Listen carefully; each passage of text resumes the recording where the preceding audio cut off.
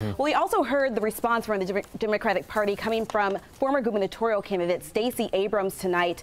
She is the second person to give the response who does not hold an elected office. The shutdown was a stunt engineered by the President of the United States, one that defied every tenet of fairness and abandoned not just our people, but our values.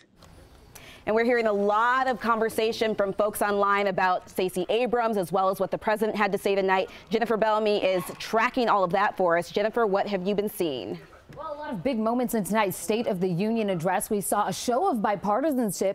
Georgia Senator, this is Johnny Isakson, tweeting this picture. He invited Atlanta's Democratic mayor, he's a Republican, inviting Keisha Lance Bottoms to be his guest to the speech. Another big moment. Chants of USA coming out from the crowd. This happened first when the president started saying that the State of the Union was strong. Another big thing you might have noticed is that sea of white. They called it suffragette white. Most of the women in Congress wore white in tribute to women's history and in support of women's issues. There were also chants of USA by this crowd earlier when the president pointed out the historic number of women serving in Congress. And yeah, you did hear that right. If you thought you maybe heard some boos or some grumbling, those came when the president spoke about what he described as a dangerous southern border. And we actually saw Nancy Pelosi kind of wave to the side, telling him to calm that down. So we'll, of course, continue to cover the State of the Union. We'll have much more later on in the show for you.